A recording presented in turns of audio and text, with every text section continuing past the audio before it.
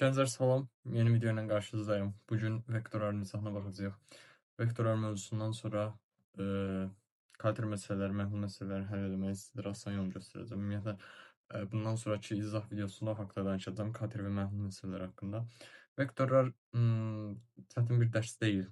Yenə deyirəm, qaydaları biləndən sonra riyaziyyatın dərsləri asandır. Sadəcə qaydaları yaxşı oxumaq lazımdır. Bir də mövzular arasında bağlılıq qorunmalıdır. Yəni bir mövzunu yaxşı bilib bir mövzuda boşluq olanda, yəni bir mövzunu yaxşı bilməyəndə o bilmədiyiniz mövzu digər mövzularda belə öz təsirini göstərə bilir. Uzatmaq istəmirəm. Aşağıdan kanala abunə olub bildirimləri açıq saxlayın. Videonu da bəyənib dostlarınızla falan paylaşsanız çox sevinərəm. Deməli danışırıq nə haqqında? Vektorlar haqqında.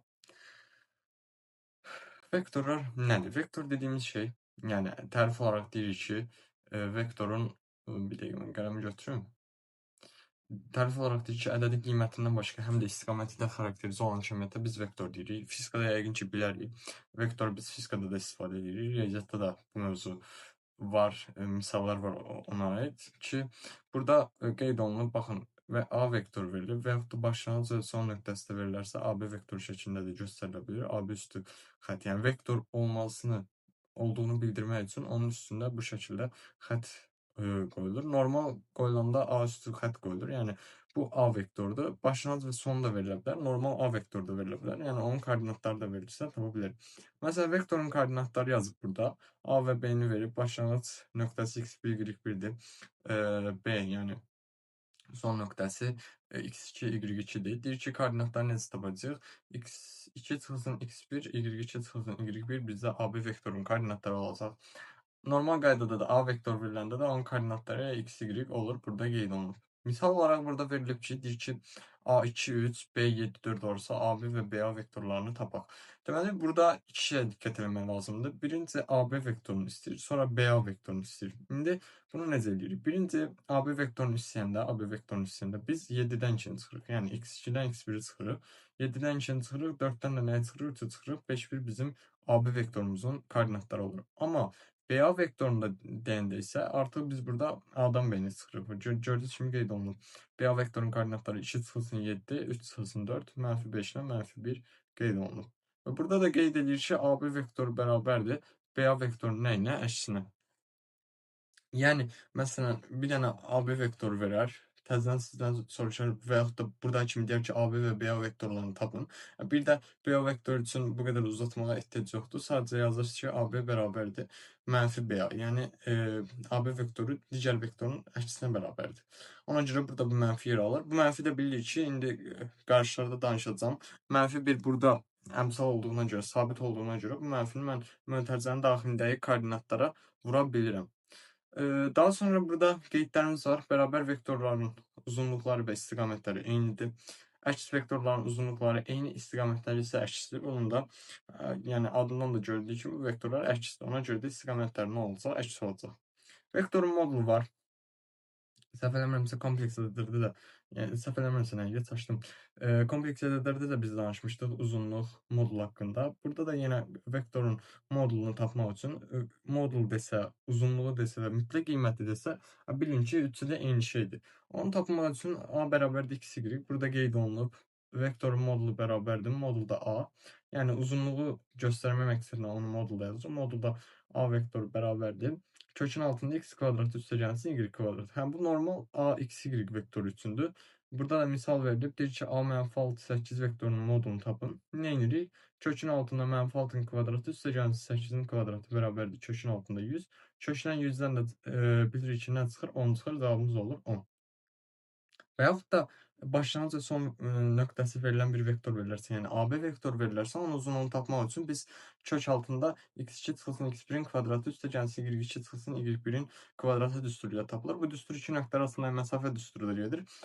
Ki, misal olaraq burada qeyd olunub, deyir ki, başlanğıcı 1, 2, sonu 4, 6 olarsa AB vektorunun uzunluğunu tapın. Dedi ki, nə edirik? X2-dən x1 çıxırıq, y2-dən y1 çıxırıq. Onların kvadratlarını toplayıb nə edirik? Kökün altında yazırıq. Qeyd olunub burada 9 üstəgəlsin 16 bərabərdir, yəni 25 eləyir. Kök altda 25 də nədir? 5 eləyir. Vahid vektor nədir? Vahid vektor, yəni adından da bilindiyi kimi uzunluğu 1-ə bərabər olan vektora deyilir. Ki, qarşınıza çıxa bilər, məsələn, deyər ki, sizə vahid vektor verilib, onun koordinatını tapın. Bilərsiniz ki, nədir? Uzunluğu 1-ə bərabərdir. Gördüyünüz kimi burada da qeyd olunub. Deyir ki, məsələn, A0-1, B10-6, 10-8 vahid vektorlardır. Eee, yəni biz dedik ki, vektorun modulunu, yəni uzunluğunu necə tapırıq? Kökün altında, yəni kökün altında x kvadrat üstəgəlsin y kvadratdan. Bu da onu, yəni burada bizə göstərir ki, həqiqətən də onların uzunluqları nəyə bərabərdir? 1-ə bərabərdir. Daha sonra ort vektorlar var. Burada i, j, k vektorlarından danışırıq biz. Ort vektorlar bir-birinə perpendikulyar vahid vektorlardır. Ki burada gördüyünüz kimi modullar, yəni uzunluqları 1-ə bərabərdir vahid vektorlarda və onların hasilləri sıfırdır. Bir-birinə də perpendikulyar olur. İki ölçülü halda burada qeyd olunub. İynə j verilir 1, 0, 0, 1. A, x, y verilərsə x plus i üstəgəlsin y vurulsun i. Üç ölçülü halda verilərsə burada artıq i, j, k, yəni bundan biz fəzada danışacağıq. Yəni x, y, z kimi başa düşün. Sadəcə ort vektor olduğuna görə biz burada i, j, k-dan danışırıq. Daha sonra düzdür, bu çox qarşınıza çıxmayacaq. Əsas olanlar aşağıdalardır. Aşağıdakı qaydalardır. Aşağıdakı qaydaları yaxşı bilmək sizə yəni kömək eləyəcək. Vektorlar üzərində əməllər. Biz vektorlar üzərində də əməllər eləyə bildik. Necə ki, kompleks ədədlərdə eləyə bilirdiksə, burada vektorlarda da eləyə bildik. Vektorların toplanması, çıxılması. Normal qaydada cəbri üsulundan biz vektorları toplayanda, çıxanda burada qeyd olunub. X1, Y1 üstəgəlsin, məsələn, A vektorundan B vektorunu toplayır. Biz onların koordinatlarını toplayırıq, çıxırıq. Yəni gördüyünüz kimi qeyd olunub. X1, X2, Y1, Y2. Misal verib deyir ki, 4, 3, 2, 5 vektoru olarsa, onun fərqini, cəmini tapın. Normal qaydada koordinatlarını toplayıb yəni yazırıq və yaxud da koordinatlarını çıxıb yazırıq. Həndəsi üsulumuz var burada. Biz buna üçbucaq qaydası deyirik. Deyir ki, vektorun məsələn bu nöqtədən mən vektor çəkmişəm. Bir dənə C vektoru, A vektoru. Təzədən bu A vektorundan da bir dənə B vektoru şəkilləmişəm. C vektoru A vektorundan B vektorunun cəminə bərabərdir. Yəni başlanğıcı ilə sondakı vektorların cəminə bərabərdir. Burada qeyd olunub C bərabərdir A vektoru üstəgəlsin B vektoru. Vektor bölməsində bu da qarşınıza çıxacaq. Həndəsi üsulu, cəbri üsuluna yanaşı həndəsi üsulu tətbiq olunur ki, bunu da mütləq bilməlisiniz. Daha sonra burada məsələn çoxlu sayda vektor verib. Yenə eyni qaydada. Birinci vektorun başlanğıcı, sonuncu vektorun sonu və bütün vektorları nə edirik? Toplayırıq. Y vektoru onda bu 4 dənə vektorun cəminə bərabər olur. Parallelogram qaydası var. Bax burada diaqonala artıq şeyə bərabərdir. A ilə B-yə bərabərdir. Deyək ki, biz yuxarıda məsələn üçbucaq qaydasında dedik ki, birinin başlanğıcı digərinin sonuna bərabərdir. Burada da yenə üçbucaq qaydası tətbiq olunur. Sadəcə paralleloqramda biz demişik ki, qarşı tərəflər paraleldir və bir-birinə bərabərdir. Ona görə biz bura bir dənə burada B vektor deyə bilərik. Uzunluğu da bərabərdir. Yəni B vektorunun özünə bərabərdir. Gördüyünüz kimi yenə burada başlanğıc, A-nın başlanğıcı buradır, bu vektor və B-nin sonu da buradır. Yəni D vektoru bərabərdir A vektoru üstəgəlsin B vektoruna. Yəni burada saçmayın ki, həm biz üçbucaq qaydasını belə danışdıq, amma paralleloqramda fərqli göründü. Yox, elə o da üçbucaq qaydasının ona tətbiq olunması deməkdir. Daha sonra burada vektorun ədədə vurulması var. Biz vektoru ədədə vuranda o vurduğumuz ədədi vektorun koordinatlarına vururuq. Burada qeyd olunub. Məsələn, A vektorunu bir dənə K ədədinə vurub, yuxarıda məsələn danışmışdım -1 haqqında. Orada da yenə biz vurduğumuz ədədi vektorun koordinatlarına vururuq. B vektoru bərabərdir KX ilə KY-ə. Məsələn, deyir ki, burada qarşımıza çıxacaq sual olaraq A koordinatları 2, 5 olan vektordur. Deyir ki, 5A vektorunu tapın. Nə edirik? 5A vektorunu tapmaq üçün bu 5-i A vektorunun koordinatlarına vururuq. 2, 10 və 25-i biz nəticə olaraq almışıq. Deyir ki, qeyd, əgər A vektoru və A vektoru bərabərdir K vur B vektorudursa, onda A B-yə nədir? Paraleldir. Yəni bu vektorlar paralel vektorlardır. Vektorların skalar hasili haqqında danışa bilirik bu bölmədə. Vektorların skalar hasili biz əgər iki cür tapa bilirik vektorların skalar hasilini. Koordinatlar verilərsə normal qaydada yəni A ilə B-nin skalar hasilini yazırıq ki, A vurulsun B bərabərdir x1, x2 üstəgəlsin y1, y2. Burada qeyd olunub.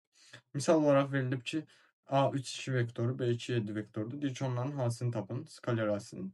Həlli bərabərdir. Yəni 3-ü 2-yə vururuq, üstünə gəldik, 7-ni 2-yə vururuq. Cavabımız nə edir? 20 eləyir.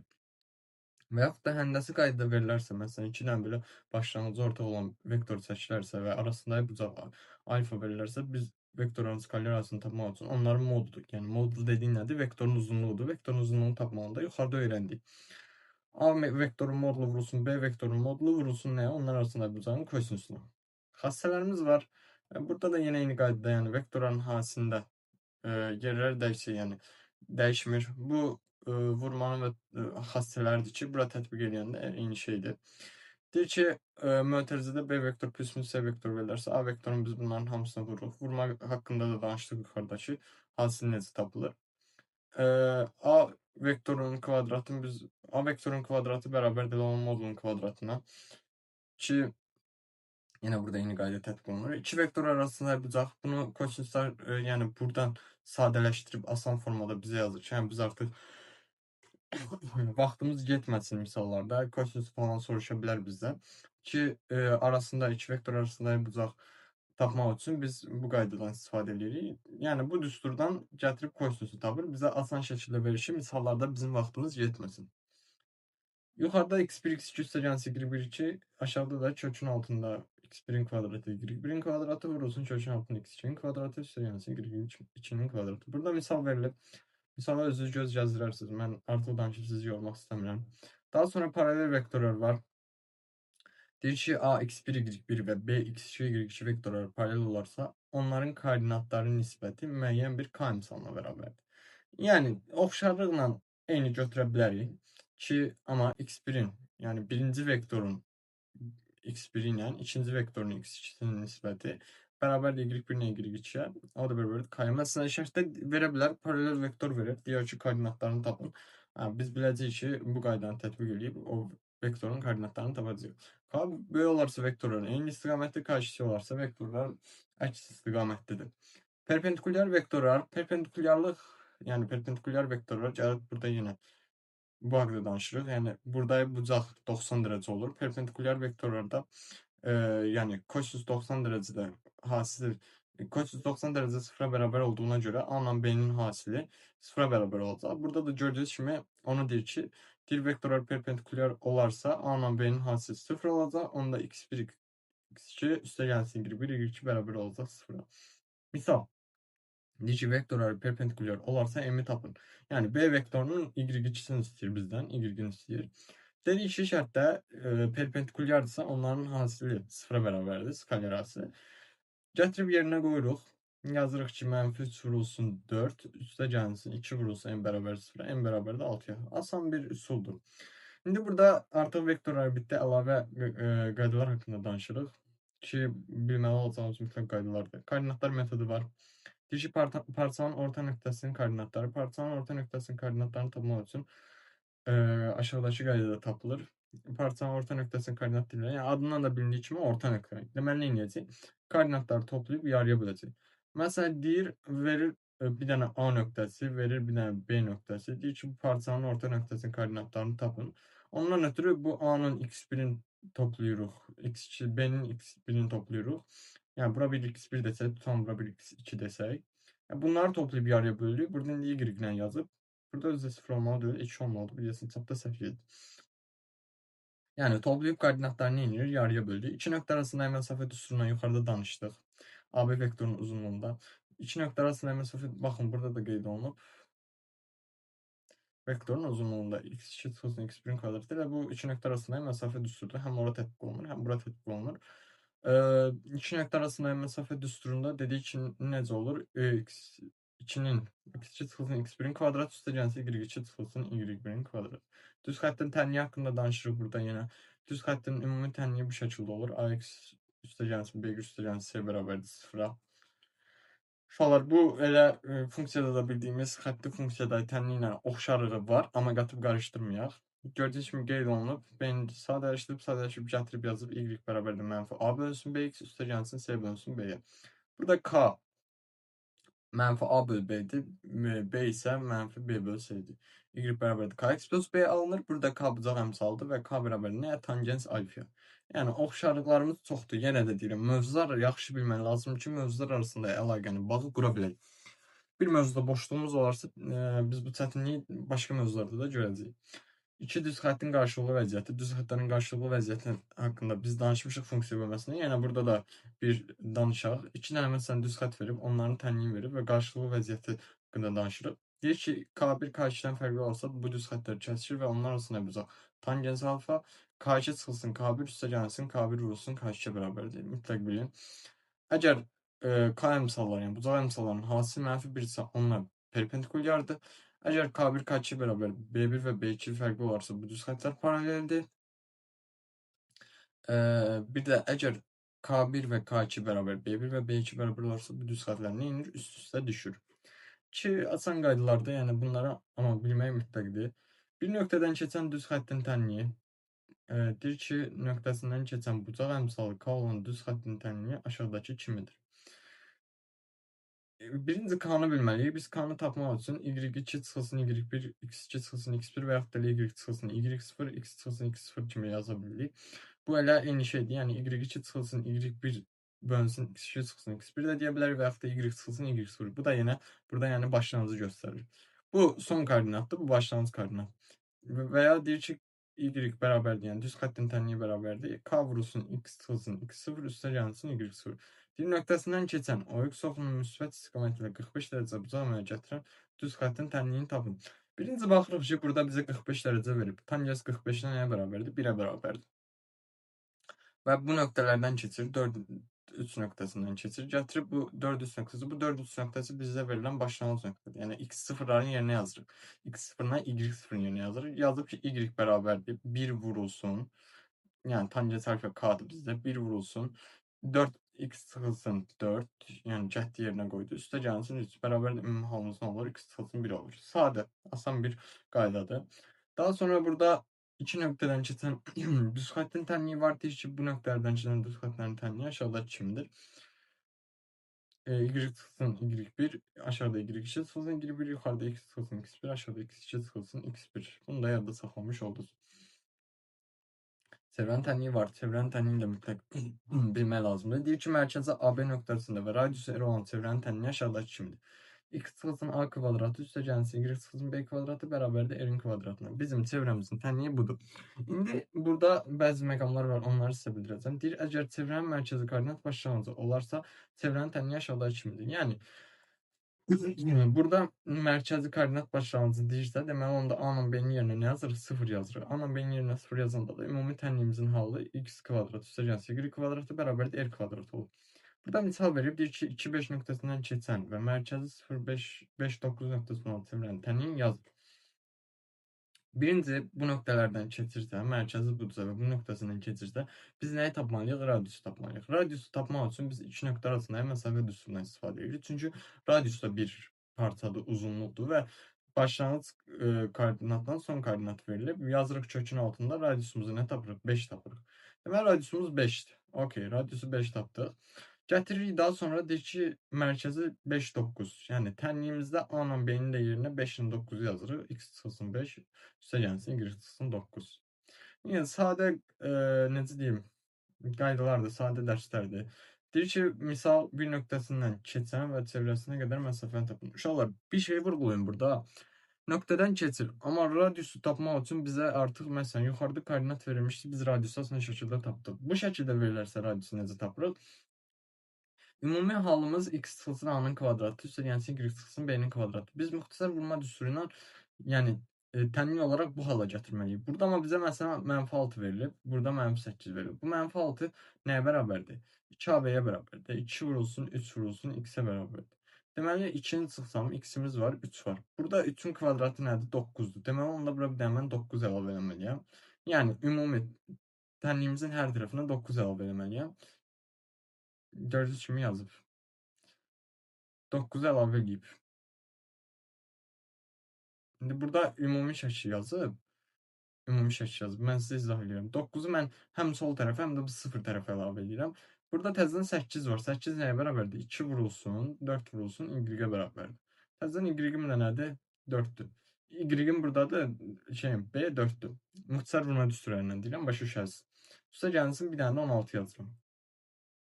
Bu 9, bu x kvadratı olan hissəyə aiddir. Yəni yazıram ki, x çıxılsın 3-ün kvadratı. X çıxılsın 3-ün kvadratı.